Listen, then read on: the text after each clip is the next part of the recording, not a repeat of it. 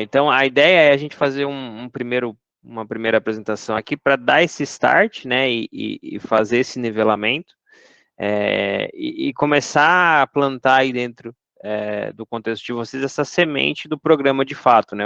Aqui a gente vai falar um pouquinho de cada um dos tópicos que a gente traz dentro do programa e por que a gente traz esses tópicos, né? Quais são os benefícios, né? Acho que agora que todos estamos de fato no programa, né? Essa primeira sessão ela tenta trazer um pouco de como vai ser os benefícios aí ao longo dessa jornada que a gente vai estar tendo juntos, tá? Eu tenho alguns slides iniciais aqui de funcionamento, né, da descrição do programa, eu vou passar bem rapidinho aqui. Então, basicamente a nossa agenda, né, foi com a abertura, a gente vai ter o talk, de fato, que é a minha apresentação, acho que a gente tem aí uma explicação mais detalhada das datas, ali com o Claudinei no final, do funcionamento, de todo o detalhe do programa, mas o meu objetivo aqui é trazer para vocês o toque de fato para ajudar com que vocês percebam aí, né, o real benefício e valor de estar dentro do programa. Então, a gente já falou um pouco disso, mas o programa é justamente trazer esse trabalho de transferência de conhecimento, né, de transferência de know-how, mas sempre com esse foco mais prático, e aí mesmo quando a gente fala de temas teóricos, a gente traz um pouco da questão prática, trazendo experiências e como as coisas deram certo, como as coisas deram errado em outras experiências nossas, para que vocês possam, né, evoluir de forma mais rápida, e sempre com um foco aí na eficiência da qualidade, né, a gente vai falar de retrabalho, de melhorar, né, o nosso processo, nossos testes, o nosso desenvolvimento de software, em geral, para que a gente, de fato, consiga entregar as coisas com qualidade e no prazo. O nosso desafio, né, a nossa missão aqui é levar para as empresas, né, para vocês, esse programa de garantia de qualidade, para que vocês possam, né, serem os catalisadores aí dentro da empresa de vocês da qualidade de fato, e aí vocês vão ver que qualidade é muito mais do que só fazer um teste funcional, é muito mais do que só garantir que o sistema funciona, tem todo um processo de fazer de fato da primeira vez correto, buscar ter qualidade em tudo que a gente faz. Então, esse o nosso desafio, é como a gente transfere de fato todo esse conhecimento para que vocês possam ter os seus próprios programas de qualidade, construir essa cultura de qualidade dentro do contexto de vocês.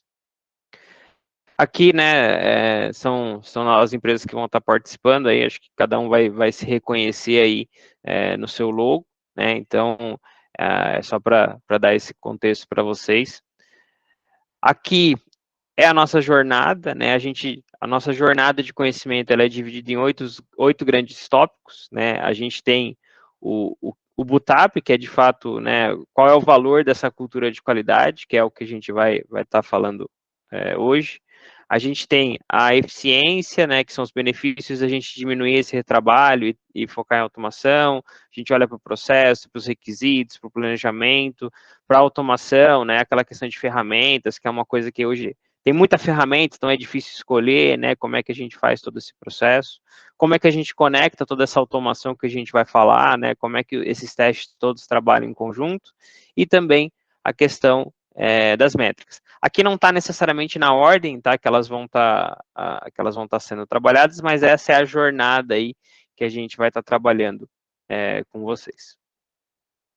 Aqui é um pouco do nosso calendário, eu não vou entrar no detalhe aqui das datas, tá, mas acho que o Claudinei vai comentar um pouquinho no final, mas também vai ser distribuído aí para vocês as datas certinho, com os calendários, a gente vai utilizar lá o Classroom no Google para fazer nossas interações, as nossas atividades. Então agora, né, vamos falar de fato, né, desse BUTAP. Por que eu deveria, né, agora estou aqui no programa, legal, estou aqui dentro. Qual que vai ser o meu benefício, né? Por que eu deveria estar investindo em qualidade? Então, a gente traz muito o viés de que investir em qualidade aumenta o seu lucro, né? Que é o que a gente fala aqui do increases profit.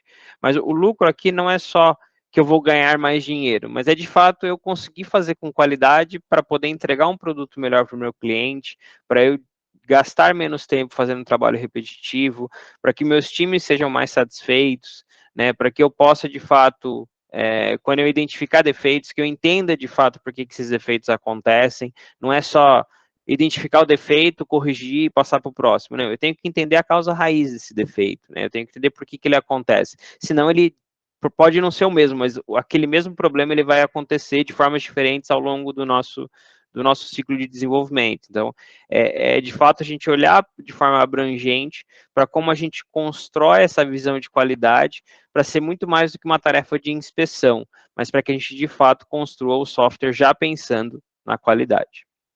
Então, né, vamos voltar um pouquinho. Por que eu preciso, então, de fato, fazer isso? Né? Por que eu preciso me preocupar com qualidade ou fazer com que qualidade seja algo natural ao que eu faço no meu dia a dia? Por que eu preciso garantir que a qualidade esteja incluída em tudo que eu faço? Porque o desenvolvimento de software, ele evoluiu. Né? A gente começou lá atrás, muitos anos atrás, trabalhando, né, no waterfall, e aí tem ainda talvez algumas empresas que estejam nesse modelo, mas a gente tinha no Waterfall uma fase relevante de design, onde a gente, né, juntava todos os requisitos ali, todas as necessidades, aí a gente tinha uma fase gigantesca de codificação, onde o time ficava fechado ali, numa sala só gerando código, né, fazendo ali o trabalho do dia a dia, e aí em algum momento isso era liberado para o time de qualidade, o time de testes, que muitas vezes era um time apartado, era um time que não, que trabalhava distante, às vezes, desse time de desenvolvimento, e aí é nesse momento que acontecia muito aquelas trocas, aqui não funciona, aqui não está igual requisito, mas o requisito mudou, mas ninguém me avisou, e aí, né, normalmente era um ciclo conturbado ali, para garantir que, de fato, o software fosse ser entregue para o cliente, e a gente tinha ali um processo de deploy, que muitas vezes por, né, essa fase de codificação ser tão longa, na hora que você ia fazer o deploy não era algo que você fez recorrentemente, então você ia, né, como é que eu vou fazer esse deploy, aí tinha todo um processo de voltar para trás, entender o que foi feito, como é que vai fazer o deploy. E aí isso foi evoluindo, né? As pessoas perceberam que essa distribuição dessa forma não era talvez a mais eficiente, não era talvez a que trazia melhores resultados, e aí a gente começou a trabalhar com os times ágeis, né? A gente tem ali os times menores, as squads, enfim, a nomenclatura que você quiser utilizar, mas eram times menores, onde você tinha, em teoria, todo mundo que seria necessário para que a gente desenvolvesse aquele software e testasse aquele software e entregasse aquele software, poderia ser poderia ser, né, já entregue em produção também, mas a decisão de ir ou não para a produção muitas vezes é do PO, né, que é aquela figura que está ali fazendo todo o direcionamento de produto, né, priorizando, enfim, construindo esse backlog com o time, mas o mais importante aqui é que os ciclos ficaram menores. Então, eu tenho uma fase de design menor, eu tenho um ciclo recorrente de codifico, testo, codifico, testo, codifico, testo. Em alguns casos, pode acontecer ali um deploy ao longo desses sprints, né, ao longo dessas releases, mas o principal aqui é mostrar que os ciclos de codificação e teste, eles estão menores, mas ao mesmo tempo que eles estão menores, eles acontecem incrementalmente, que é a ideia, de fato, de você estar sempre entregando valor para o seu cliente. Então, aqui o seu cliente ele não precisa esperar mais aquela longa fase de desenvolvimento, aquela fase relevante de qualidade, de testes, para de fato ver o benefício, né? Para começar a usar o sistema, para começar a gerar algum tipo de valor. A ideia aqui é que a gente faça um ciclo menor, mas mais vezes, e aí, inclusive, se a gente tiver problemas, ou tiver defeitos, ou tiver coisas que precisam ser ajustadas, a gente consegue, num próximo ciclo, né, já fazer esse ajuste. A gente não precisa esperar chegar lá em produção, ou, de fato, ter um grande deploy para a gente poder fazer correções de rumo, ou até mudar o nosso produto, ou fazer experimentos, ou algo do tipo.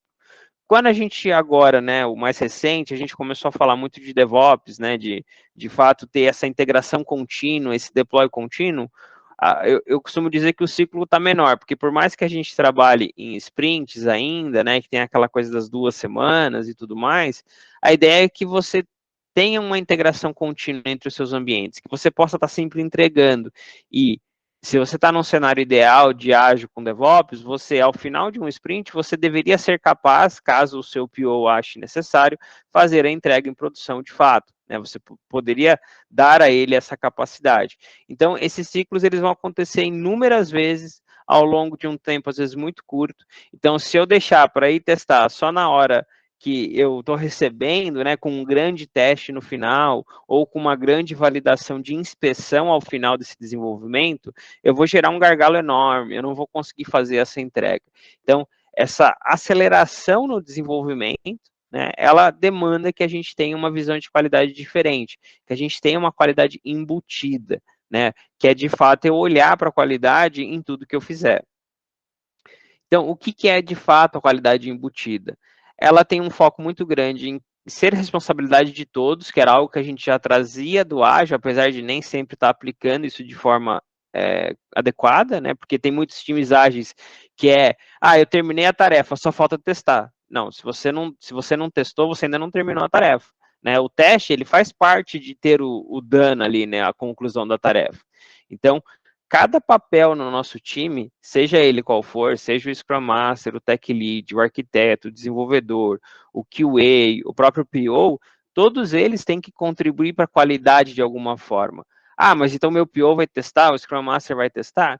Se for necessário em algum momento ali, por alguma eventualidade, sim, mas aqui é muito mais o sentido de o PO tem que garantir que o backlog, que os requisitos, que as histórias, elas estão construídas da maneira correta, que elas têm os insumos necessários para serem colocadas de fato no backlog de desenvolvimento. O Tech Lead tem uma visão de arquitetura, né, trabalhar junto com o arquiteto, se eles estiverem em papéis separados, e olhar para requisitos não funcionais, olhar para como se traz todo esse requisito desde lá do início. O QA participar desse processo desde o início. O Dev também, sempre que possível, está participando das decisões técnicas, entender o porquê que a gente está fazendo aquilo daquela forma.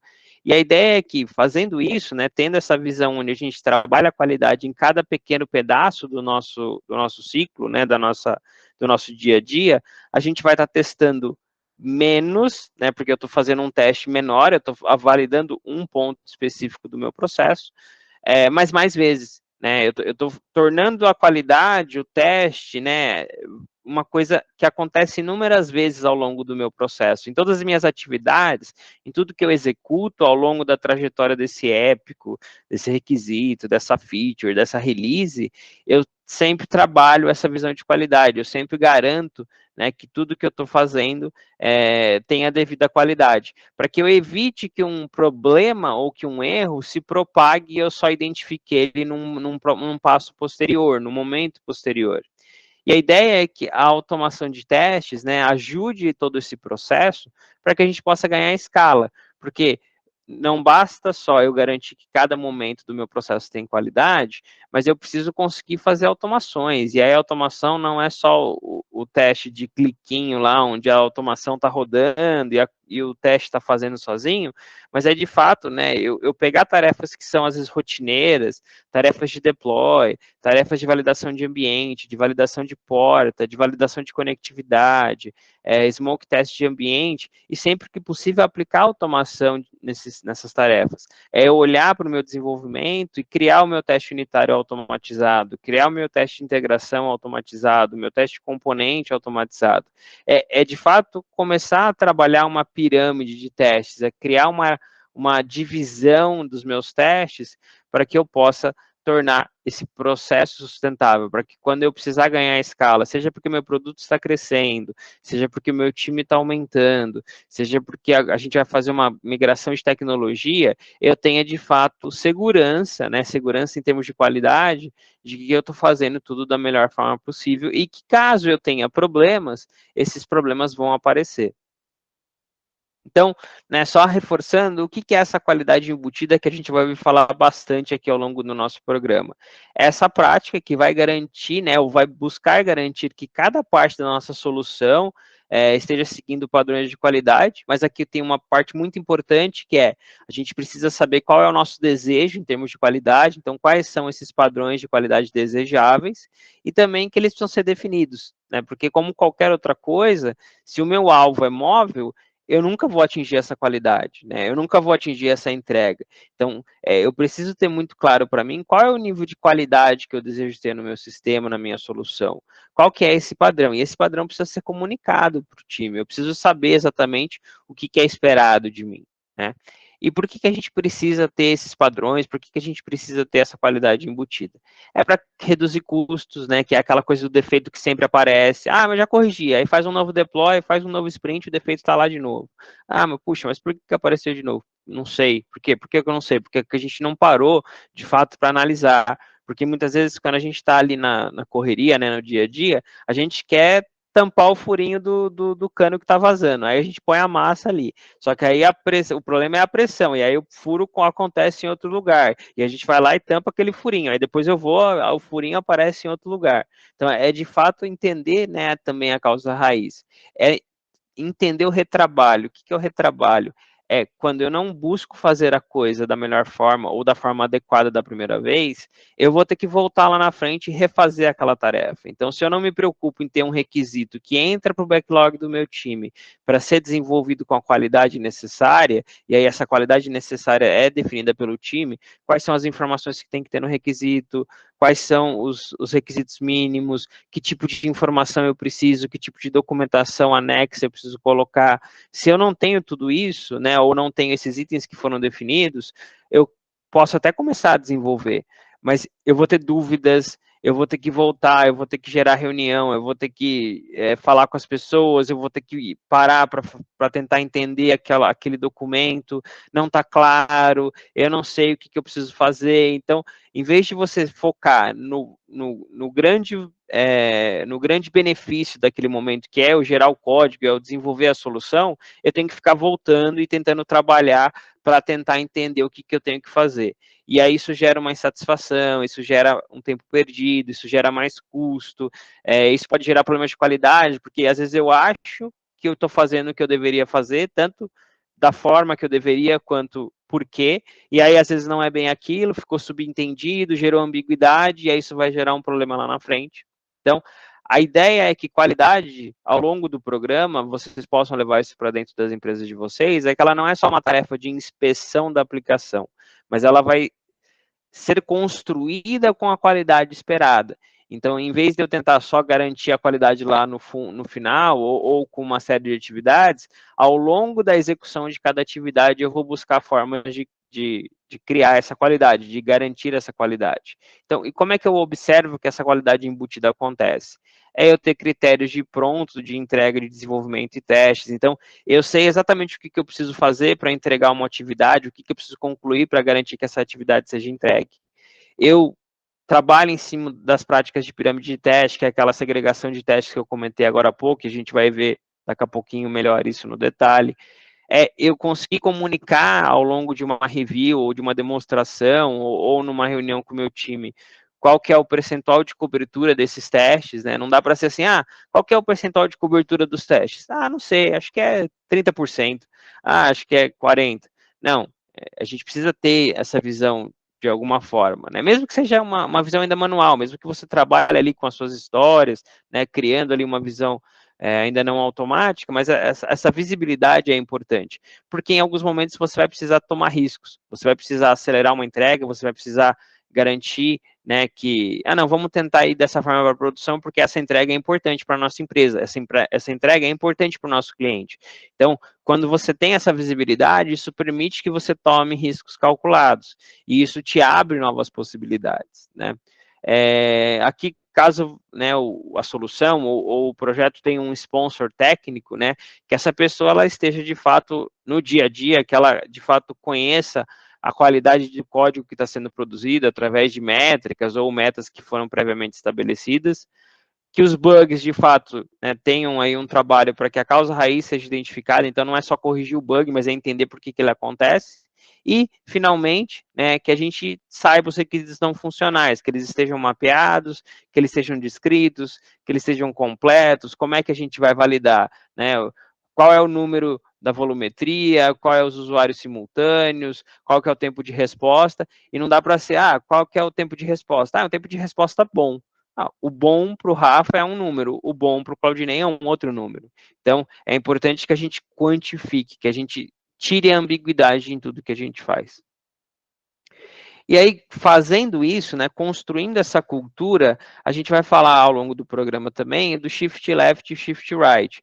O que é isso? É eu tentar antecipar as validações, eu tentar antecipar as verificações, os testes que eu faria em momentos anteriores. Então, começando lá na história, como é que eu garanto que essa história ela já tem, né, uma primeira inspeção ali, uma primeira nível de qualidade. Quando eu estou codificando e gerando lá o meu merge, né? Eu estou respeitando as regras de construção de código, eu tenho essas regras definidas, eu sei quais são as boas práticas de code review que eu vou aplicar. Quando eu tenho essas regras, elas estão sendo validadas de forma automática ou eu dependo de um processo manual? Né? Pode ser que um primeiro passo seja eu fazer isso manualmente, depois evoluir para, de fato, automatizar essas regras. Depois que eu faço o merge, como é que eu garanto que eu não quebrei nada que já existia? Né? Quando eu, de fato, vou para uma release, como é que eu garanto na release? Como é que eu garanto depois do deploy? Como é que eu, de fato, faço shift right, que é olhar para a produção e falar assim, puxa, o que eu tenho que testar aqui em produção? Não deveria ter algum mecanismo de garantir que eu sei antes do meu cliente que um serviço está lento ou que um serviço não está funcionando? Então, o que a gente vai ver aqui é uma troca de percepção. No modelo tradicional de qualidade que a gente tinha no passado, era muito testar antes de produção. Eu não olhava muito para produção, a não ser que eu fosse testar um bug ali, algo muito específico, né? Nesse nosso novo modelo de qualidade embutida, eu divido todos os meus testes, as minhas validações ao longo desse ciclo, ao longo desse processo, e eu testo desde lá do meu requisito, né, ou até antes, quando alguma coisa vai virar um requisito, até lá em produção. Eu tenho validações que são feitas em produção para garantir que eu me antecipe a problemas.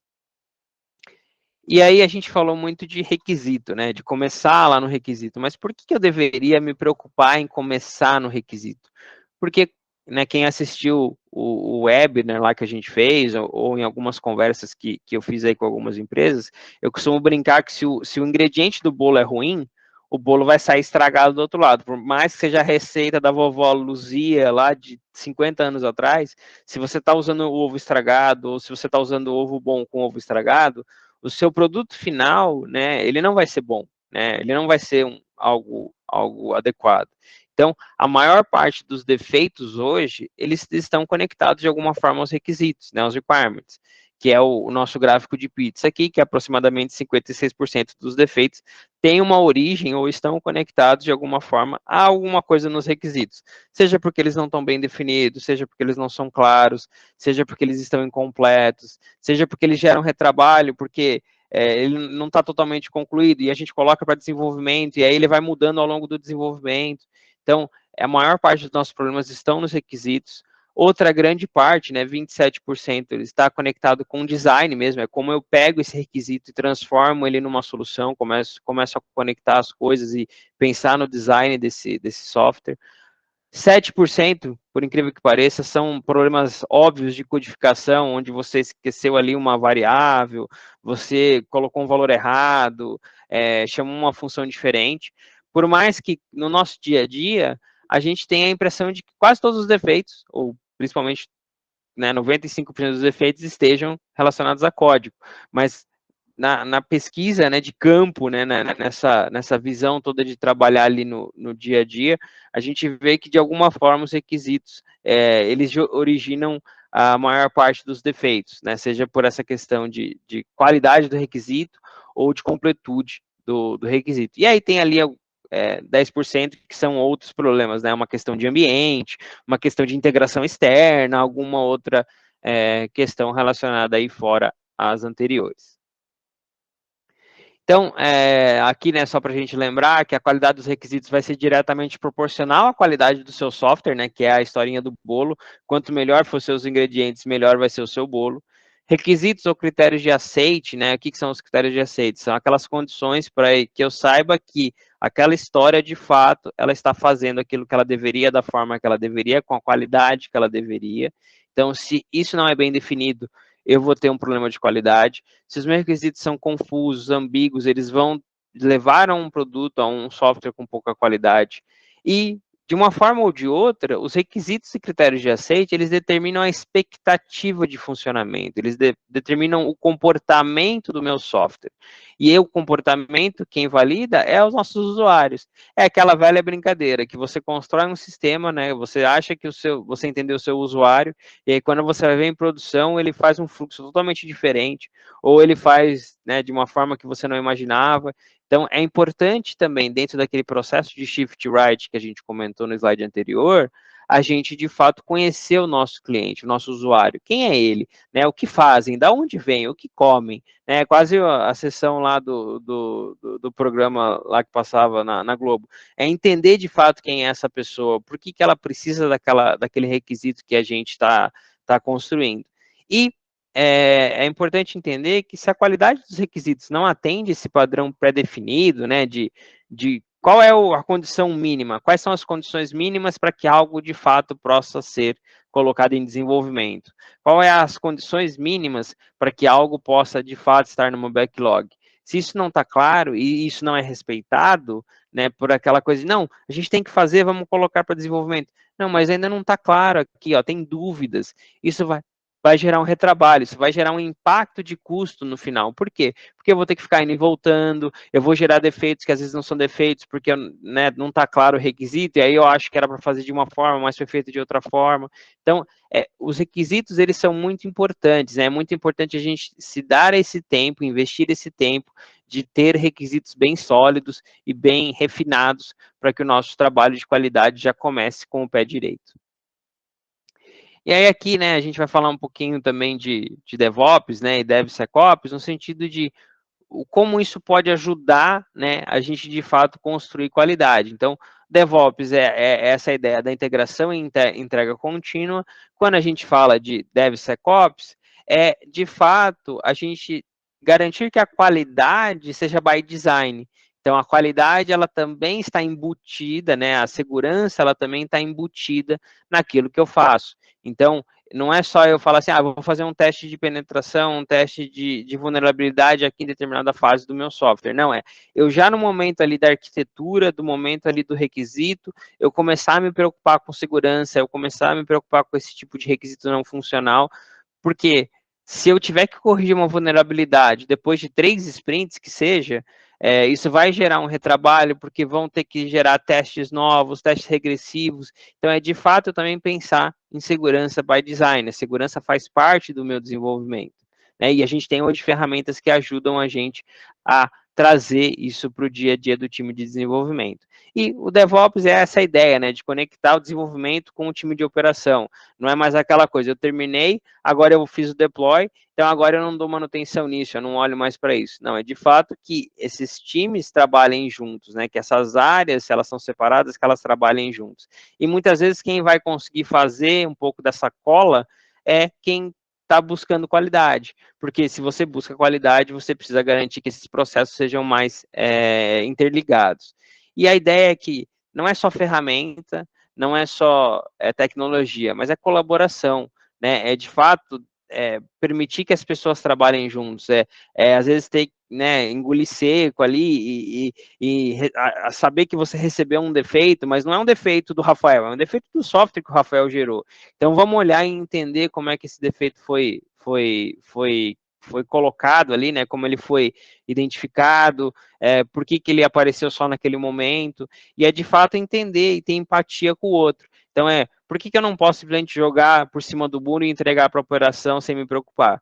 Porque alguém, né, vai ser chamado fora do horário, alguém vai ter que ir lá corrigir um problema de ambiente, alguém vai ter que ir lá ver por que o usuário não está conseguindo logar no sistema. Então, é muito uma visão não só de tecnologia, não só de qualidade, né, tecnológica ali do software, mas também de colaboração. E buscar sempre a automação desses processos de entrega, desses processos de DevOps, desses processos de infra, né, para garantir que o foco de cada um desses times, né, e ao longo do caminho eles vão se tornar cada vez mais um time só, mas que o foco deles esteja naquilo que gera mais valor, e não naquelas atividades rotineiras, repetitivas ali, que eles vão fazer todo dia, toda vez que precisar fazer um deploy, toda vez que precisar fazer um teste, toda vez que precisar fazer uma build, e se eu não conheço qual é esse processo de build, se eu não conheço qual que é o processo de teste, se eu não conheço como é que eu, né, se eu não sou capaz de colocar num guardanapo, como é que é o meu build da minha aplicação, como é que eu de fato vou conseguir automatizar isso? Eu vou automatizar o caos. E aí não adianta eu automatizar o caos, porque aí eu só gero mais problema, eu só gero mais retrabalho. E aí, né, tem uma escadinha aqui, né, que é dessa, quanto mais colaboração a gente começa ali no desenvolvimento ágil, a gente evolui para uma integração contínua, a gente evolui para um delivery contínuo, a gente evolui para um deploy contínuo, e aí quando a gente tem tudo isso ao longo dessa escadinha trabalhando junto, a gente tem, de fato, DevOps, né, que é ao longo de planificar, planejar, codificar, buildar, testar, né? E aqui, por mais que essas atividades sejam sequenciais, elas acontecem de forma muitas vezes simultânea ao longo de diversos ciclos, mas de uma maneira alto nível em cada um dos grandes atividades do nosso desenvolvimento. Quando a gente planeja, codifica, builda, testa, release, deploy e opera, né, o time de operação, a gente precisa de um nível maior de colaboração, porque hoje ninguém está isolado ali num time que desenvolve um software que só ele trabalha, que só ele usa, que não interage com mais nada, é uma caixa preta. Hoje, nem se você desenvolve um script, às vezes, para ajudar um outro time ou para resolver algum problema na sua empresa, esse script ainda é usado por outras áreas. Então, se você não se preocupar, de fato, em colaborar, em trazer a visão de qualidade, em trazer essa visão colaborativa, né, e de se preocupar com o outro, de ter essa empatia, você não vai estar entregando com a qualidade necessária dentro de todo esse processo. E o papel de qualidade nesse mundo de DevOps e DevSecOps, ele muda, né? Ele deixa de ser, às vezes, um chapéu com nome, não é mais só o Rafael, QA do time que está fazendo o teste, não é só mais aquela área de qualidade fazendo uma infinidade de testes ali num software que foi entregue, mas sim fazer qualidade de forma pequena, mas de forma repetitiva, né? É prevenir erros e não só detectar erros. E o nosso teste manual, ele tem que estar muito com o foco em testes exploratórios. A gente sabe que muitas das empresas que participam do programa ainda tem uma fatia grande de testes manuais que, de fato, testam o funcionamento da aplicação, e a gente sabe que, né, isso não vai melhorar do dia para a noite, tem uma jornada aí, tem um processo de amadurecimento.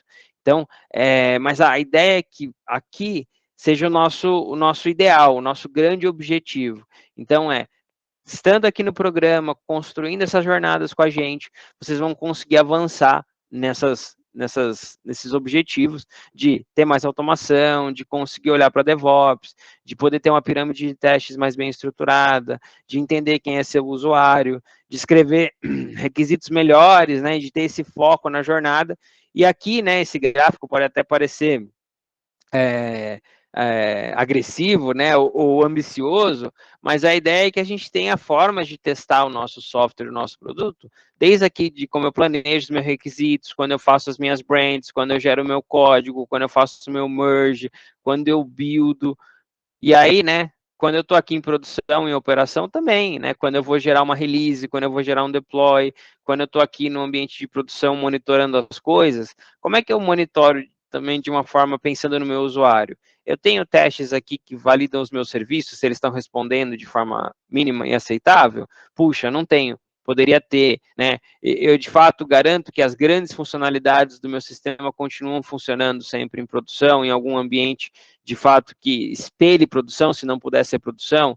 Então, é muito esse foco na jornada do nosso cliente e garantir que tudo esteja da melhor forma possível. E mesmo que ela não esteja, mesmo que a gente tenha problemas, que a gente possa antecipar esses problemas.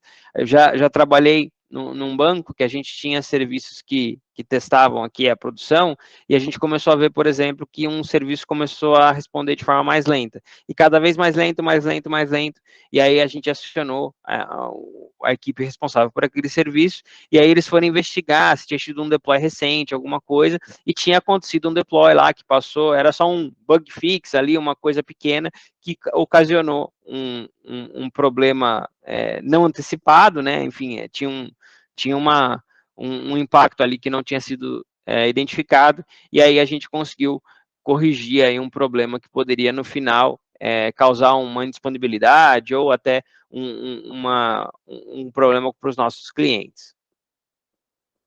E aí, né, eu falei muito aqui ao longo de todo esse tempo da pirâmide de testes, né, mas o que é a pirâmide de testes de fato? Bom, ela é de fato uma pirâmide, né, que a gente quebra aqui os nossos testes, né, a base dela, onde deveria estar mais concentrado os seus testes, são os testes unitários ou testes que podem ser testados com ferramentas para mutação desses testes, né, para garantir que de fato ele esteja trazendo resultados válidos. Mas por que eu deveria investir na base da pirâmide?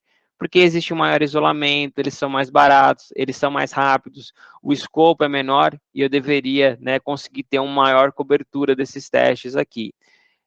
Conforme essa pirâmide cresce, né, essa pirâmide sobe para níveis mais acima, eu tenho testes que são menos isolados, mais caros, menos rápidos, que às vezes o escopo é maior, porque eu preciso passar por algumas funcionalidades ou algumas camadas do meu sistema. E o que normalmente acontece hoje em dia é, a gente tem uma quantidade pequena ou menor aqui na base, né, ou nas camadas do meio, e a gente tem um monte de testes aqui end-to-end, né, que a gente está lá na telinha, começa lá no login, vai no login, no sistema, cria o usuário, faz alguma funcionalidade, aí volta, testa o resultado está ok, beleza, o teste passou. Ah, não, puxa, não consegui efetivar a compra? Não, então o teste não passou.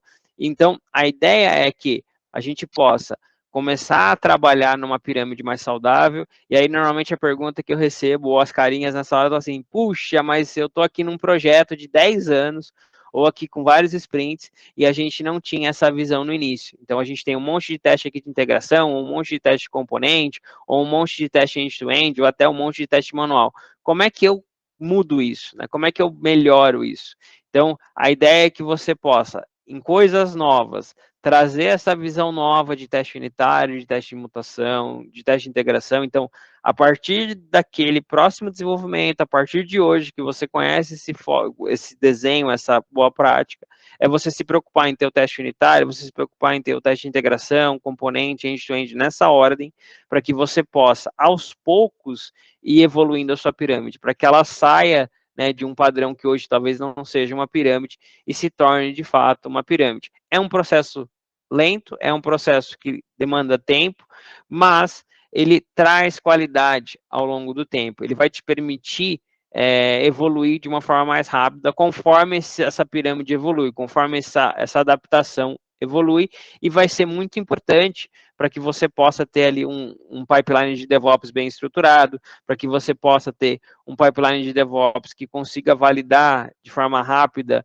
a sua aplicação, conforme ela vai navegando aí nos ambientes até ela chegar na produção. Então, é um processo gradativo, né? Você não vai simplesmente jogar fora tudo que você tem hoje, mas você começa a partir de hoje a trabalhar com essa nova visão. E isso aí aos poucos vai te ajudar a ter uma pirâmide mais saudável. E, né, só para a gente falar um pouquinho de segurança, a gente vai ter lá na parte prática e vai falar um pouco de teste de segurança ao longo do programa, mas a ideia é que muitas vezes a gente esquece hoje, né, que conectividade está em todos os lugares. Conectividade está no meu relógio aqui, está na lâmpada inteligente que você tem em casa, está no sensor de temperatura que você tem, está, enfim, em diversos tipos de dispositivos de IoT, né? Seja uma câmera por Wi-Fi, seja um servidor de um data center que tem ali mecanismos de identificação de rede ou coisas do tipo, até em questões mais a nível de segurança nacional, né, questões de segurança mais globais mesmo. Mas por que a gente traz essa visão aqui? Porque a gente vai ter níveis diferentes, né, de como se valida essa segurança, mas hoje tudo é praticamente conectável, né? Hoje a gente tem geladeiras que conectam no Wi-Fi lá, então imagina quantas portas, né, quantas formas diferentes que alguém poderia ter de acessar aí a sua casa, né, o seu Wi-Fi, para poder explorar uma brecha, às vezes, da sua VPN, que você está conectado na sua empresa. E às vezes você tem lá um dispositivo que não está bem protegido, que acaba sendo, né, a porta de entrada aí para uma brecha de segurança. Então, é por isso que a gente traz segurança também by design, segurança embutida nesse nosso processo de qualidade. E aí, né, assim, para a gente começar a fechar um pouco aqui o nosso meetup, a nossa talk, como é que eu olho para o benefício, né? Como é que eu começo a tentar enxergar o benefício de eu antecipar essas identificações de defeito, de eu antecipar essa qualidade dos requisitos, de eu antecipar validações de segurança, de eu ter ali um processo bem estruturado de DevOps. Basicamente, né, da forma mais simples possível, quanto mais longe do seu requisito, né, ou do seu processo inicial aqui você encontrar um problema, mais caro ele é. Então, aqui a gente usa, né, níveis de grandeza. Então, se eu acho aqui um possível problema aqui a nível de requisito, ele custa uma estaleca. Se eu acho ele aqui na minha fase, né, dos meus testes, seja eles unitários, integração, end-to-end, o que quer que seja, ele custa 10 vezes mais. E se eu acho ele só aqui em produção, né, lá o meu usuário achou, na verdade, ele estava lá tentando fazer gerar o extrato dele e estourou uma mensagem de erro lá para ele, ou ele estava tentando cadastrar uma empresa no sistema, ou gerar uma nota fiscal, e aí esse custo, né, ele acaba sendo 100 vezes maior. Para vocês terem uma ideia, eu já trabalhei numa empresa que era responsável pelo sistema de SAP da Heineken, enfim, das entregas. E aí, quando o motorista não conseguia emitir a nota fiscal para sair com o caminhão da fábrica, o caminhão ficava parado, não sai o caminhão da fábrica. E se você não tem um bug que você não consegue emitir nota fiscal, porque eles não tinham um processo manual, enfim, era um processo sempre sistêmico, para evitar depois ter diferenças de estoque, etc., criava uma fila de caminhões na fábrica, porque não conseguia sair. E aí acorda todo mundo e vai entender por que não foi, qual onde está o problema, né? E resolver, etc. Então, quanto mais longe esse defeito é encontrado, mais caro ele se torna. Às vezes é uma questão de dinheiro mesmo, às vezes é uma questão de tempo, às vezes é uma questão de insatisfação do usuário, né? E hoje, com o advento das redes sociais, um sistema que não funciona ou não responde da forma que deveria, o pessoal vai lá reclamar no Twitter, vai lá colocar print no Reclame Aqui. Então, é importante a gente ter essa visão de qualidade. E aí, aqui, né, só para demonstrar um pouco, a gente fala muito desse benefício com relação ao ciclo de feedback. Então, quanto mais tarde eu acho o meu defeito, mais caro ele se torna. Então, eu preciso ter um ciclo de feedback rápido, né? A qualidade, essa qualidade embutida que a gente está pregando aqui, ela está muito ligada a feedback. Então, eu de fato fazer um pair programming, por exemplo, e fazer uma revisão de código, ter muito claro quais são essas práticas de revisão de código. Às vezes eu tenho ali um teste unitário que está sendo executado numa integração contínua, e aí passou batido alguma coisa aqui, mas aí eu pego aqui que eu quebrei uma função do amiguinho, né? Eu quebrei uma função que já estava lá. Se eu faço, por exemplo, um TDD, que é um Test Driven Development, né, que é o desenvolvimento orientado a testes, eu encontrar talvez um problema aqui depois, ou eu, de fato, né, sentar ali com o meu time, começar a pensar, fazer um brainstorm do meu requisito, e aí identificar que a gente está tentando fazer uma coisa que não ia ser possível, ou que ia gerar um problema, ou aqui, né, o teste paralelo, né, um teste por uma área externa, enfim, aí a gente vai tendo vários tipos diferentes de feedback com custos diferentes, né, se caso eu encontre um problema nesse fluxo. Então, é importante a gente entender que eu ter mais qualidade também é eu criar formas de dar feedback mais rápido ao que eu estou fazendo. Seja um feedback para o desenvolvedor, para o PO, para quem gera o requisito, para quem solicita a demanda. Então, é muito importante que a gente entenda que dar feedback ao longo do está funcionando, não está funcionando, tenho tudo que eu preciso, não tenho tudo que eu preciso, também é uma forma de diminuir custo e de trazer qualidade. Então, né, só para a gente reforçar e que isso fique muito claro, quanto mais tarde o defeito é encontrado, mais caro ele se torna. Esse custo de retrabalho, ele vai poder ser calculado, né, de forma numérica como indicador entre uma relação de total de horas gastas com a correção dos defeitos e o total de horas de desenvolvimento. Aqui está um ponto muito importante, porque muitas das empresas que a gente às vezes conversa, ela não tem claro quanto que é esse gasto com correção de defeitos, porque para ela, correção de defeitos está muito ligado a defeito mesmo. Eu achei 2 mais 2 deu 5. Não, então eu tenho um defeito. Mas ela não mapeia, ela não faz tracking daquele requisito que foi e voltou 10 vezes até ele estar claro o suficiente para poder entrar para desenvolvimento. Ele não. olha, de fato, para quantas reuniões foram geradas aí para esclarecer esse requisito. Então, a ideia é que, dentro da sua história, dentro do seu requisito, você faça o tracking de todas essas horas de defeitos, sejam eles defeitos de requisito, defeitos de código, defeitos de esclarecimento, qualquer coisa que de fato gerou algum tipo de problema ali, seja para colocar para desenvolvimento, durante o desenvolvimento ou depois do desenvolvimento.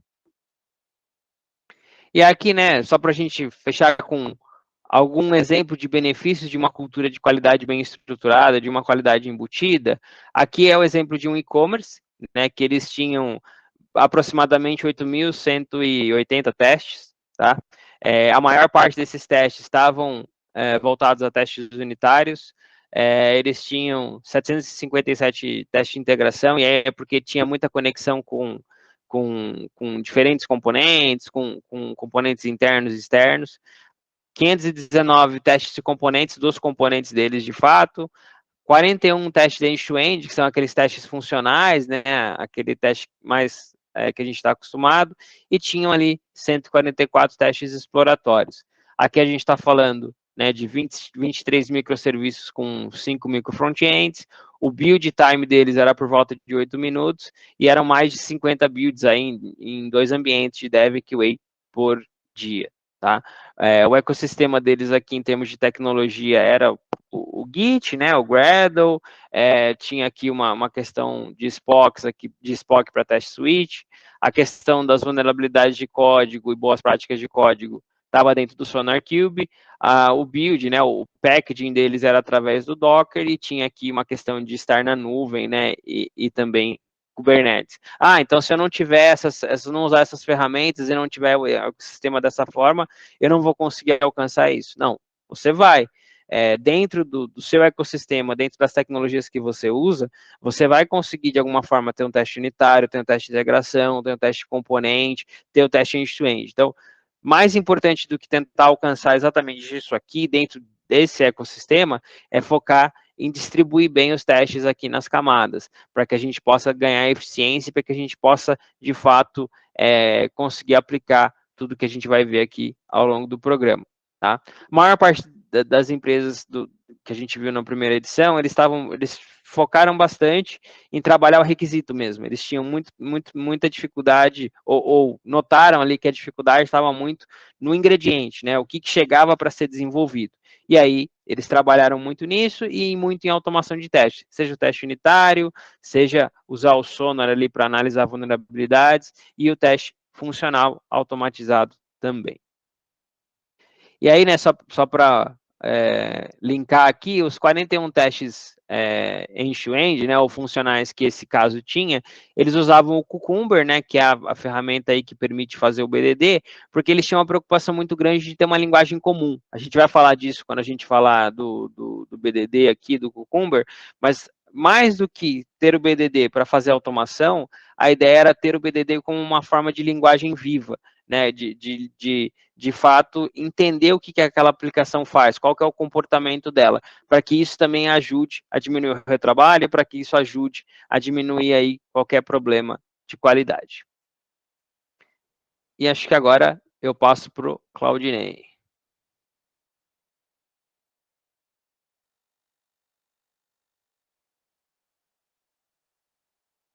De novo com o microfone fechado, né?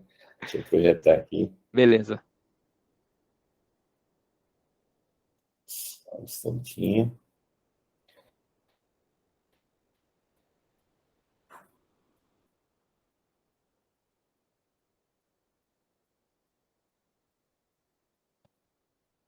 Beleza, pessoal. Normalmente, o programa, né, o diário, eu vou falar um pouquinho também mais detalhado, mas nós temos uma sessão depois, é bem intenso assim, e interrupto a comunicação, né, pela densidade aí. Mas no dia a dia das meetups, nós vamos ter um segundo momento, que é o momento das questões, dos brainstorms aí, né, entre os grupos. Mas se alguém, se tiver alguma pergunta agora, pode fazer agora, por favor, para o Sintra aí, se tiver alguma dúvida. com relação ao conteúdo, né, o que ele trouxe aí. Na primeira o pessoal fica tímido, normalmente. Fica com medo. Fiquem tranquilos, só tenho 22 cachorros. Qualquer coisa eu solto um deles aqui atrás de vocês e eles chegam em algum momento aí. Bom, beleza. Se durante ainda a gente aqui, enquanto estiver passando aqui, se tiver alguma pergunta, pode levantar a mãozinha aí e a gente vai estar participando aí, vocês. Então, essa é a segunda edição mesmo, né? E as instruções aí, como é que funciona, né? Primeira coisa, preciso comunicar a vocês que a gente teve, assim, facilitou um pouco mais, estava muito mais condensado aí. A gente deu uma revisada, assim, olhando do ponto de vista de absorção mesmo, né? Então, o cronograma a gente deu uma dilatada aqui nas 2 primeiras semanas, até por conta do pessoal ir se adaptando aí, né, ao dia a dia, mas aí depois, no dia 30, na semana do dia 30, adiante aí, nós estamos vendo a cidade de Cruzeiro, tá? Cada uma dessas meetups aí pontuadas, né, elas ocorrerão nessas datas. A próxima é no dia 19, né, ou seja, daqui 3 dias, na quinta-feira, na verdade. Tá? Então, no mesmo horário, sempre no mesmo horário. Tá? A gente pede sempre para entrar lá. O ambiente vai ser aberto às 7h10. Né? Às 7h05, a partir da próxima meetup, a gente já está com conteúdo. É 8, né? Não, 7. 8? Você falou 7h10, acho que é 8h10. Desculpa. Não, 7h50, 10 para as 8. Nenhuma coisa nem outra. Estou embolado aqui. Mas 7h50, né, o ambiente é aberto. E aí, às 7h55, a gente já começa a passar algumas instruções daquele dia, tá? E começando aí às 8 horas em ponto, né, a meetup. Então, eu não sei se todos, né, já tiveram acesso ao conteúdo do programa, né, mas a gente vai passar para vocês aí. Esse é o cronograma, então, vocês podem se referenciar nele, né, para acertar a agenda de vocês, se bem que todas as agendas, elas já vão estar, né, a partir da semana que vem, todas elas já vão estar no e-mail de vocês. Por enquanto, o pessoal está fazendo ainda o credenciamento, né? Estão terminando aí de devolver os termos aí de imagem assinados, e esse cronograma vai ser o nosso dia a dia. Um detalhe, né? Tem empresas que se cadastraram na Onda 1, né? Então, todas as meetups aí marcadas em verde é a agenda de quem vai seguir com a Onda 1. Né? A Onda 2 é a prática aí. Então, as agendas verde e azul, onde está marcado verde e azul, é para quem se colocou aí, se inscreveu no nível 2 de imersão. Pode falar, Sara. Claudinei, bom dia de novo. Bom dia. Uma dúvida que eu fiquei sobre os níveis. A gente está no verde pro meu time lá. Mas eu fiquei com dúvida se a gente vai ter acesso aos tutoriais, não ao Meetup, mas acesso aos tutoriais do azul, ou não. Eu vou detalhar isso daqui a pouquinho. Tá bom, obrigado. Pode ser? Tá. Sim. Legal. Então, quem fez a inscrição do nível 2 vai participar dos que está Onda 1 e Onda 2 marcados aqui. E quem fez o full, né, ou seja, o nível 3, vai participar de todas essas marcações aí, nessas datas, dessas agendas. Se alguém que fez o nível 1, né, vamos ter mais 3 meetups até a velocidade cruzeiro aí, né? Se alguém que fez o nível 1 perceber que deseja fazer a prática, o mão na massa, do nível 2, pode entrar em contato, né, com a Vanessa, conosco aí, e a gente vai estar conversando a respeito. Há a possibilidade de estender ainda, tá ok? Essas são as 5 primeiras trilhas, aí vamos ter 10 trilhas aí, tá? Como é que funciona como é que é o modus operandi, né? Transferência de know-how, né? São esses encontros semanais de duração de 1h30, né? E o fluxo desses encontros, ou dessa semana, né? É essa aí. Nós fazemos todo o setup durante a semana, do material, artefatos e dados, né? Disponibilizamos isso no Classroom, né? Para vocês. E esse Classroom ele é aberto nas vésperas aí da próxima Meetup, né? Com esse conteúdo. A Meetup acontece, bem nessa dinâmica que vocês já participaram, a transferência e a absorção é feita aí na primeira hora, através do Meet, né? Todos os nossos encontros eles serão feitos pelo Meet. O hands-on, e aí é um material de exercício, tá? Em cima do que foi transmitido no conteúdo da Meetup, o conteúdo que foi transmitido na Meetup, ele é replicado em algumas questões e atividades, tá?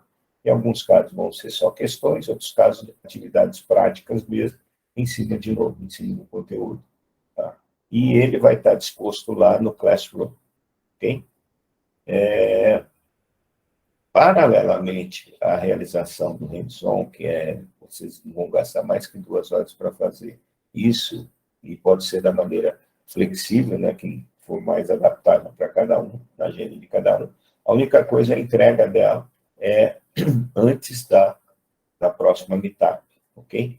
Então, durante a realização, né, nós temos um canal online aberto aí, onde você é direcionado aí para as respostas das suas perguntas, ou auxílio na realização da sua tarefa, do seu hands-on, aí ao longo da semana, tá? Esse canal é aberto diariamente, né? Você pode acessar a qualquer momento e vai ter alguém respondendo para você ou te direcionando para um especialista para resolver o conteúdo da semana ou tirar dúvidas a respeito.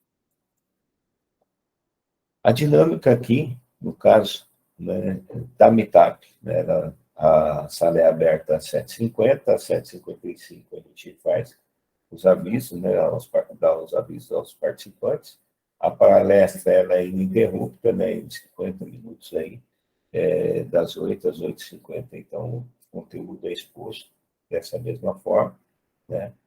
O intervalo, nós damos ali um intervalinho se necessário, né, para o pessoal ir no banheiro, tomar água, coisa parecida. E às 8h55 a gente entra nas salas de brainstorms e de respostas às questões que vocês têm, né? Então, hoje, no kickoff, nós não teremos um brainstorm, mas no próximo encontro já vai haver, tá? Depois, às 9h25, nós passamos a instrução sobre as atividades que vocês devem desenvolver e entregar, né? E às 9h30 a gente encerra a sala online aqui, né? Ele corre não só nesse período aqui, né? Mas durante a semana toda você tem acesso aí. De novo, só para reforçar, todos os nossos encontros no Meet, né, do Google, o material disponível e os exercícios no Classroom, e o canal é um canal do Telegram. Por quê? Porque às vezes a gente tem que passar arquivos, né?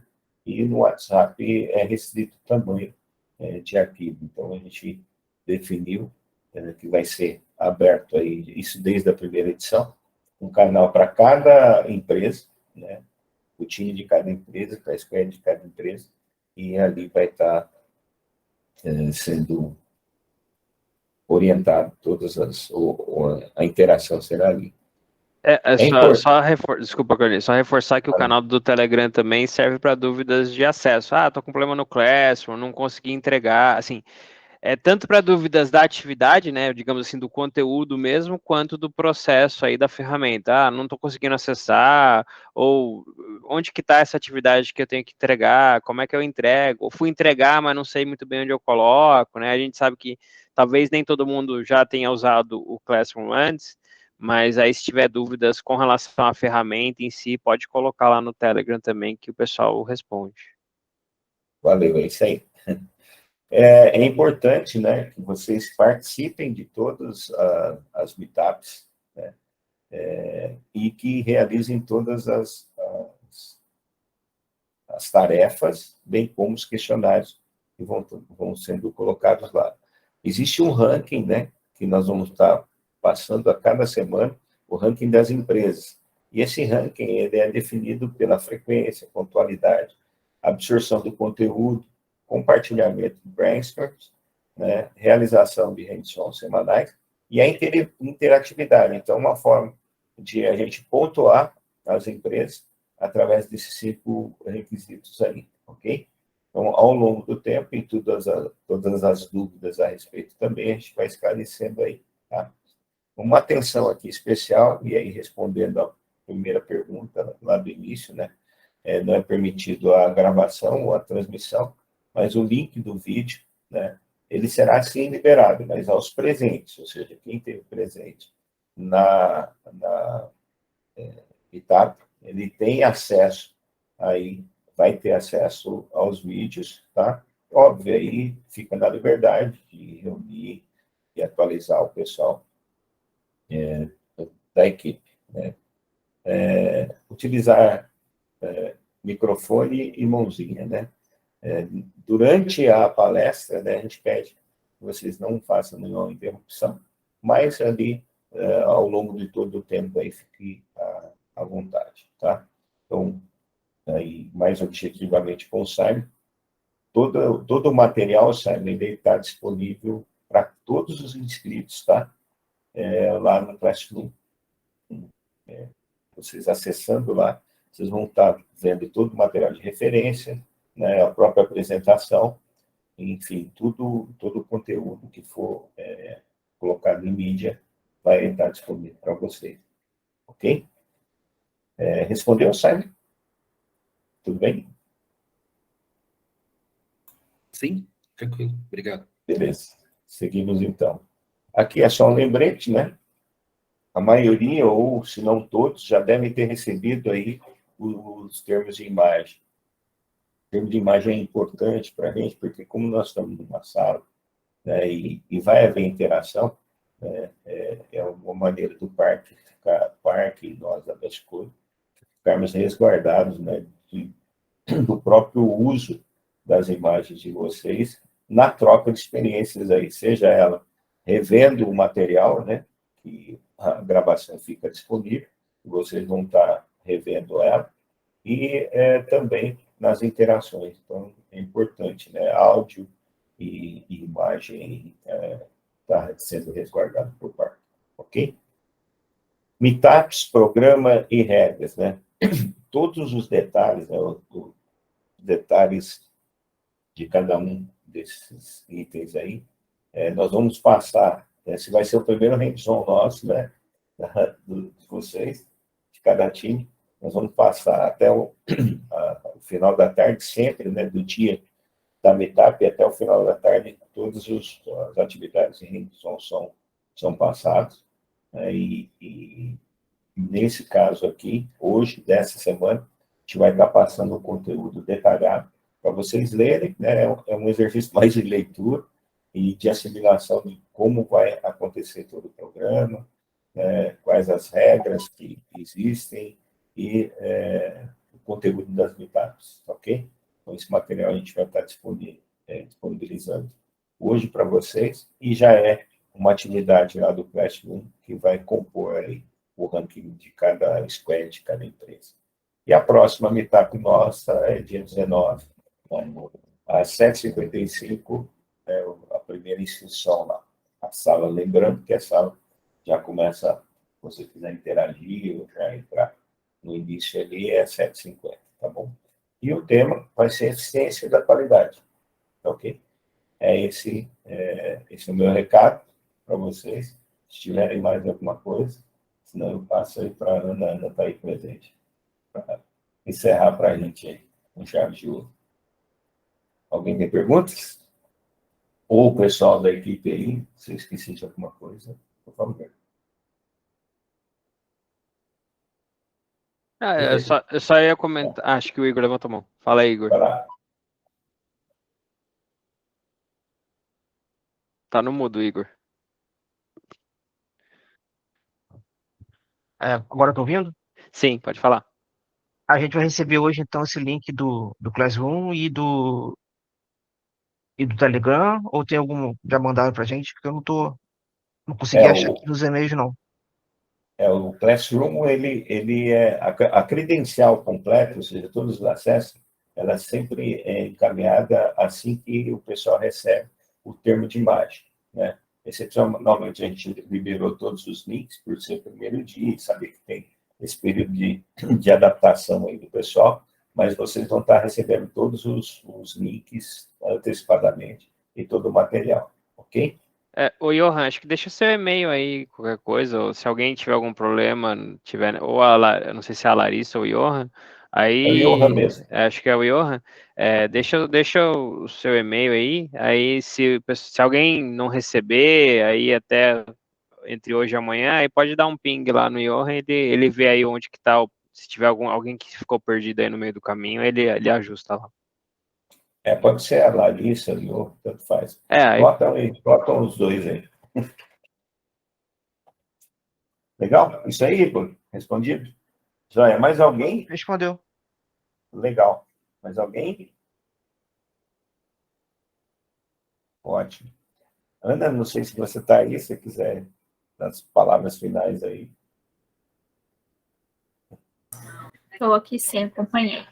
Bom, na verdade, eu queria mesmo, para fechar, agradecer aí a confiança das empresas, né, em terem aderido ao programa. Tenho certeza que as expectativas vão ser atendidas, né, com base no nosso histórico muito positivo. A gente fica à disposição, eu, Vanessa, para também acompanhar vocês, parte técnica, claro, com a Best Code, mas eu desejar para vocês uma jornada muito bacana e que vocês aproveitem e apliquem de fato isso nas empresas de vocês, com certeza vai fazer muita diferença na entrega final. Dentro do TIC, a gente tem uma preocupação bastante grande em garantir que as empresas associadas, né, em ajudar as empresas a entregarem produtos com qualidade, soluções aí que de fato tenham aderência com as necessidades do mercado, e esse programa vai de encontro exatamente com esse objetivo. Então, muito feliz aí da participação de vocês, ótima jornada, bom resto de dia aí para vocês, bom trabalho e bom programa. Obrigado, pessoal. O pessoal colocou aí os contatos. Só lembrem de salvar antes de desconectar, né? Os e-mails aí, os contatos da Larissa e do Johan. E obrigado aí pelo tempo de vocês. E não sofram sozinhos. A gente tem, né, só reforçando aí o que a Ana falou, que o Claudinei falou, a ideia aqui é que vocês tenham canal aberto para compartilhar feedback, dúvidas, dores, enfim, essa troca é muito importante para a gente. Então, muito obrigado aí, todo mundo.